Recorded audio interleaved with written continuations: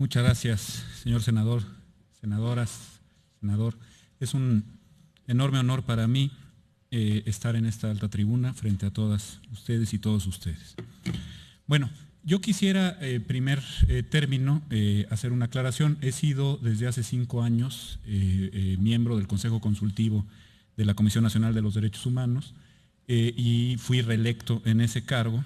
Así es que, haciendo abstracción de personas y sin que presente yo necesariamente la visión del Instituto Nacional de Ciencias Penales actualmente a mi cargo, sí quisiera hacer una reflexión en torno a la necesidad de una regulación mucho más general en lo que se refiere a los órganos constitucionales autónomos en nuestro país.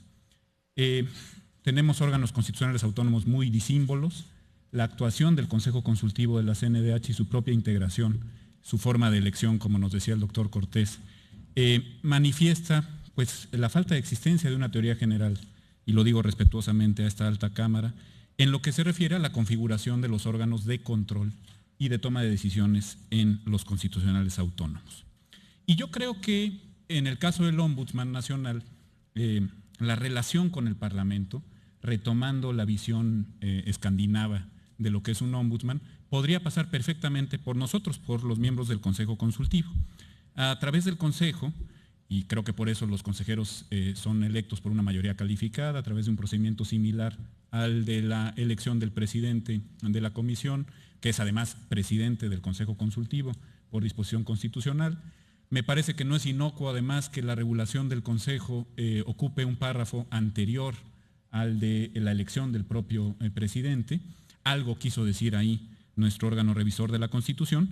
Bueno, pues creo que a través del Consejo se pueden tramitar las acciones de inconstitucionalidad, la aprobación para el ejercicio de esta importantísima facultad que tiene la Comisión Nacional de los Derechos Humanos sin necesidad de caer en excesos de un ombudsman colectivo, la facultad de conocer de las llamadas violaciones graves a los derechos humanos, la facultad que correspondía a la Suprema Corte de Justicia de la Nación en términos del artículo 97 y que hoy podría ser tramitada de manera mucho más eficiente a través de la participación colectiva del Consejo, la aprobación previa del presupuesto de la Comisión, un punto de la mayor importancia, no simplemente la emisión de una opinión en torno al presupuesto, sino una aprobación en torno a los dineros, que como todos sabemos, pues ha sido un punto de la mayor discusión en los últimos años en torno a su crecimiento exponencial.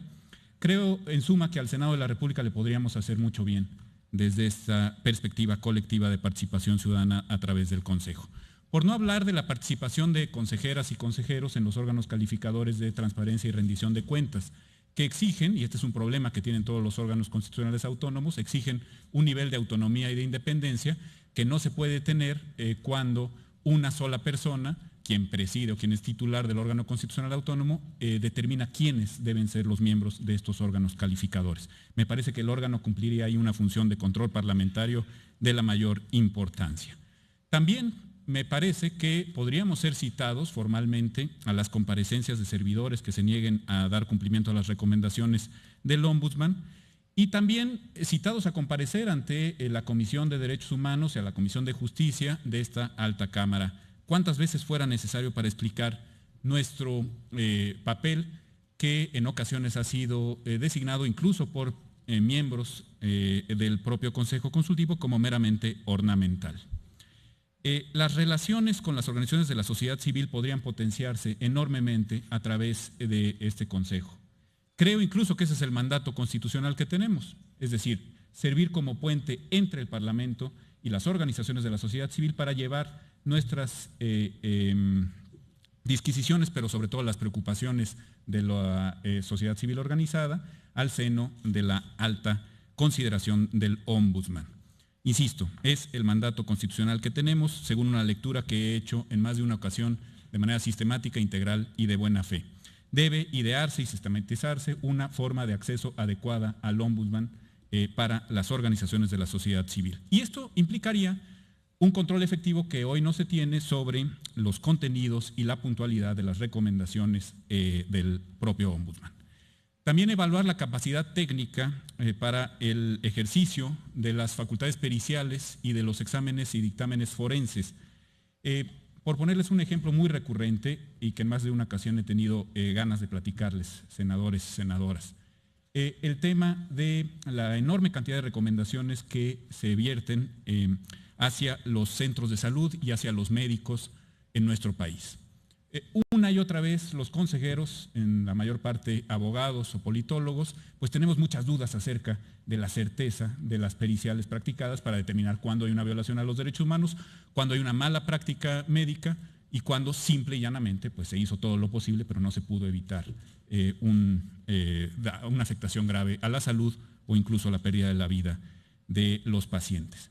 En ese sentido, yo creo que un diálogo mucho más constante con la sociedad civil, con las organizaciones de expertos y con los parlamentarios, con los legisladores, sería de suma utilidad para que tuviéramos la certeza de que las recomendaciones se están emitiendo cuando es absolutamente necesario emitirlas. Esto por no hablar también de las medidas cautelares de tantísima importancia en materia de derechos humanos y en las que frecuentemente, dada la forma de funcionamiento del Consejo, pues tenemos poco conocimiento porque las medidas cautelares, como su propia naturaleza lo indica y su nombre, pues se dictan en el momento y nosotros nos reunimos cada mes. Es decir, cuando ya las medidas cautelares han sido tomadas e incluso cuando muchas de las recomendaciones han sido realizadas y han sido emitidas por la Comisión sin un conocimiento cabal del Consejo Consultivo.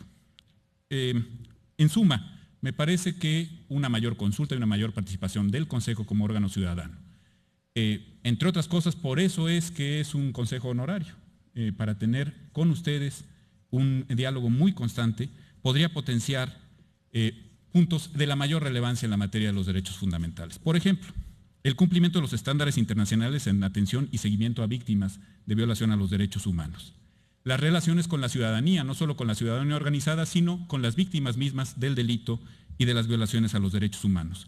Una y otra vez hemos insistido en la necesidad de que visitadores adjuntos puedan acompañar a los trenes de migrantes, los llamados trenes de la muerte, famoso tren de la bestia. Creo que se evitaría mucho dolor innecesario si pudiéramos lograr que visitadores acompañaran estas caravanas. Relación con las comisiones de derechos humanos en los estados. Es de la mayor importancia que a través del Consejo el Senado de la República y también la Cámara de Diputados puede ejercer un control sobre lo que se está decidiendo en las sedes locales. La resolución de los recursos de reconsideración, de revisión que llega hasta el Ombudsman Nacional podría tener un control mucho mayor a partir de una instancia ciudadanizada y se supone de expertos en materia de derechos fundamentales como es el Consejo Consultivo. Con esto me parece que generaríamos un ambiente sistemático, sistémico, de atención integral a los graves requerimientos de derechos humanos que nuestro país mantiene todavía el día de hoy. Con últimas instancias suficientemente autorizadas. Y quisiera detenerme en esto. El tema del Ombudsman es un tema de autoridad. Autoridad moral es un pleonasmo. O se tiene autoridad moral o se carece por completo de autoridad, de saber socialmente reconocido. Yo creo que a la autoridad de una institución se tiene que colaborar desde las instancias ciudadanas y con un afán colectivo de visión integral, de visión suficientemente integradora de un ambiente sistémico como el que me he referido. Sino el alcanzar estándares internacionales, haciendo abstracción de las personas, de quienes formen parte o no del Consejo, de quienes lo presidan o no, la generación de políticas públicas y de recomendaciones cada vez más apegadas a los estándares internacionalmente admitidos para este tipo de recomendaciones va a ser cada vez más dificultada, por no decir imposible. Y el número de recomendaciones extraordinariamente bajo que en los últimos años hemos tenido, pues atiende también, insisto, haciendo abstracción de personas que muchos méritos tienen, y responden a esta falta de capacidad sistémica, de capacidad integradora, de capacidad de participación institucional desde las instancias colectivas.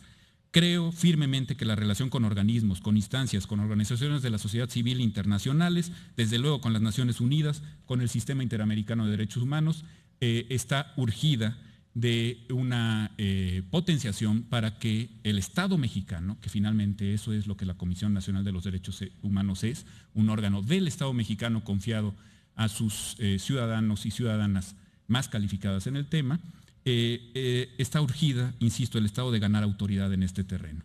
Si no, respetuosamente manifiesto a esta Cámara que los pronósticos son muy reservados en el mediano y en el largo plazo. Muchísimas gracias por su atención.